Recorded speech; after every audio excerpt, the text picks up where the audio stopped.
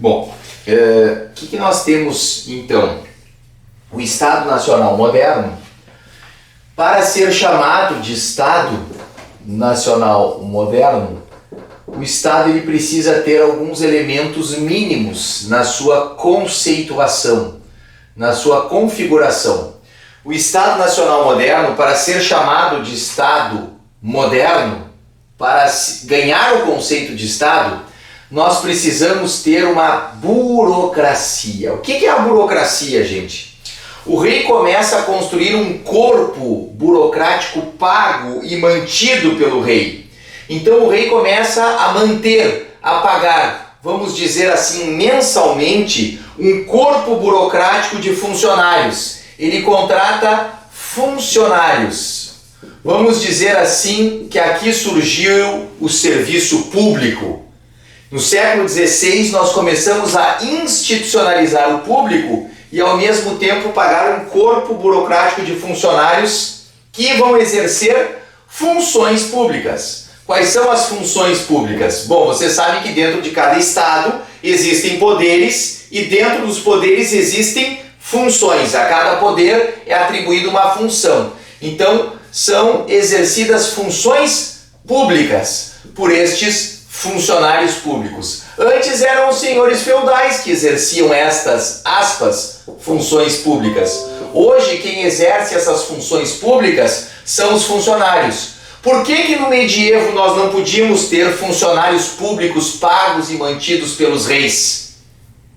Porque não se tinha recursos orçamentários. Com o enriquecimento dos citadinos, dos burgos, e com o aumento da extensão territorial dos feudos, quando eu tinha lá 100, 200 feudos, eu unifiquei todos esses feudos. Quando eu unifiquei o feudo, eu também unifiquei a receita do feudo.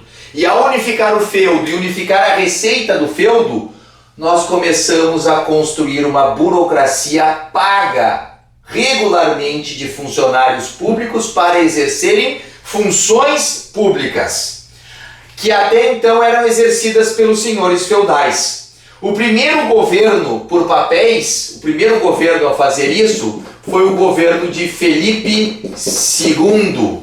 O governo de Filipe II foi o primeiro governo por papéis, instituídos por uma burocracia coesa, paga e mantida pelo rei. Então, o Filipe II foi o primeiro reino a, vamos dizer assim, exercer essa administração pública com funções públicas por funcionários públicos pagos e mantidos pelo rei. Claro que essa burocracia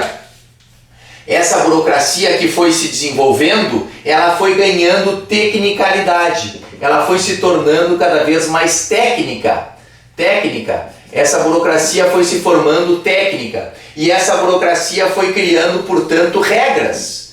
Quando eu começo a construir um corpo de funcionários que começam a exercer funções públicas, eu começo a ter um arquivo dessas funções públicas. Quais funções são exercidas, como são exercidas, para quem são destinadas, como os recursos são administrados. Então nós começamos, a partir do século XVI, começa a ganhar vulto um direito mais escrito. Nós começamos a positivar esse direito escrito que vai se tornando um direito mais público, um direito que vale para todos os feudos. Então esse governo por papéis, que eram afixados, esses governos por papéis, eram regras gerais de comportamento, de ordenações, de excedente de produção, de como se comportavam, de como se organizava dentro desse Estado Nacional Moderno que nascia. Então essas funções públicas, esses funcionários públicos, eles iam exercendo essas funções. O Filipe II foi o primeiro a exercer este governo por papéis.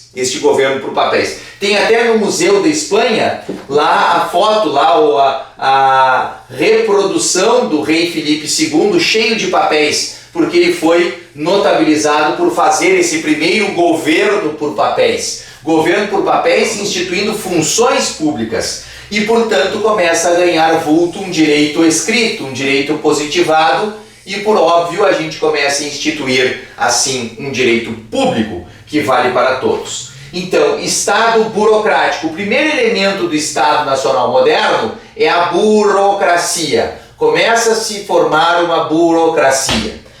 Concentração. O que é essa concentração? Esse segundo elemento. Unificação de todas as funções políticas no rei. O rei começa a unificar as funções políticas. As funções políticas que eram exercidas pelos senhores feudais, as funções políticas que eram exercidas pelos nobres, pelos duques, pelo próprio clero, o rei começa a unificar essas funções.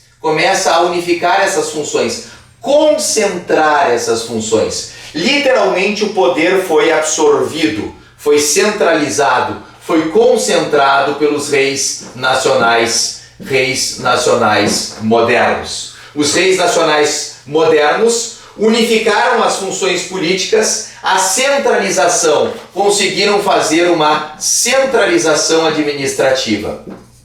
Hoje o que a gente quer é uma descentralização administrativa. Veja que o Estado, centralização administrativa, veja que o Estado, na época da sua formação, se ele não centralizasse, ele perderia o comando.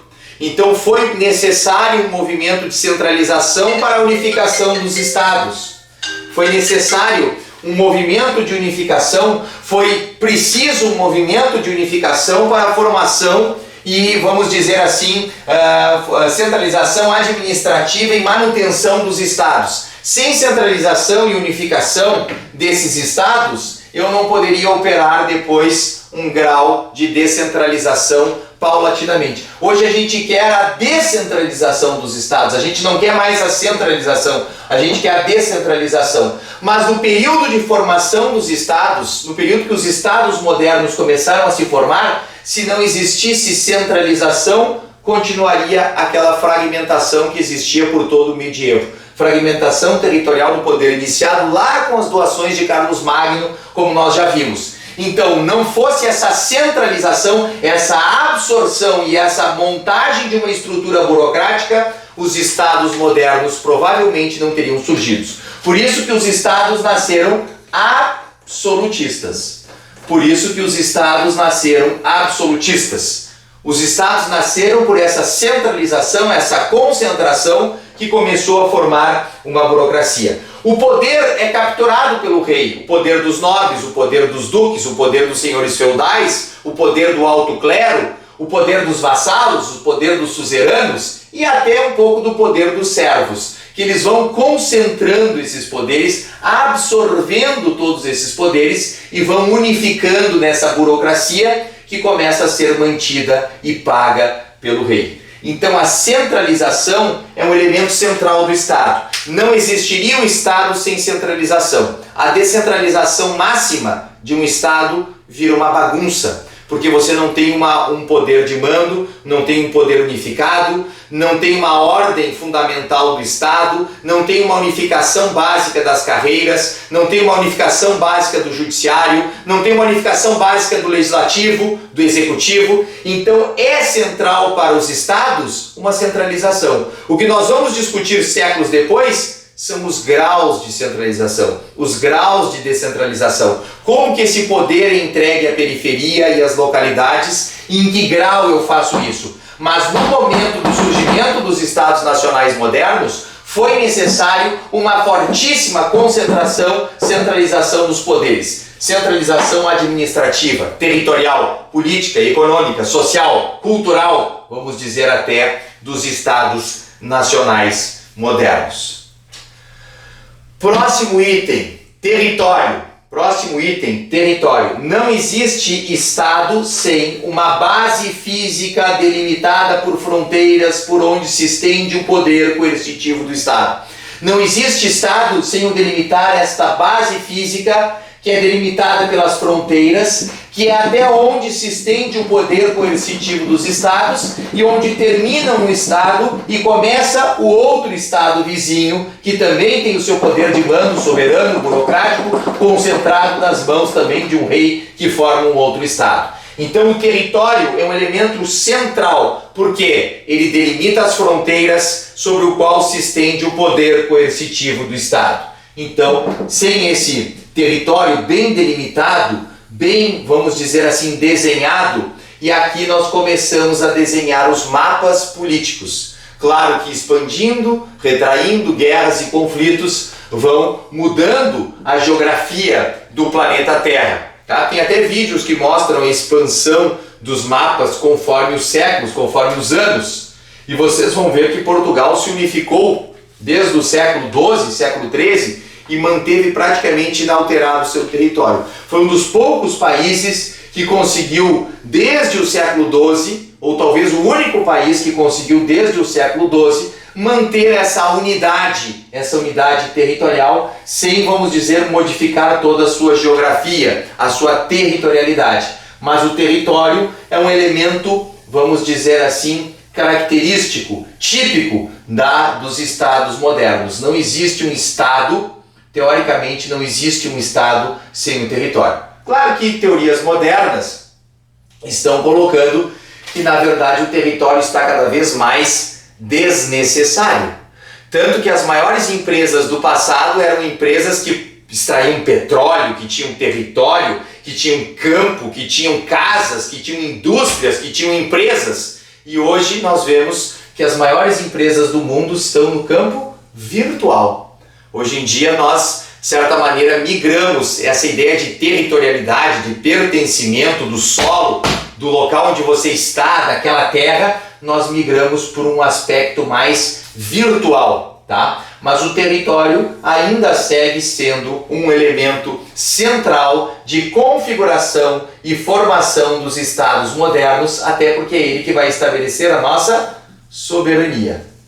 É ele que vai estabelecer quem é brasileiro, quem não é brasileiro, quem é estrangeiro e que vai, de certa maneira, organizando esse funcionamento do Estado brasileiro. Então o território é um dos elementos constitutivos do Estado burocrático concentrado, territorial, nacional, moderno. No próximo vídeo a gente vai focar mais no aspecto nacional e mais no aspecto da modernidade.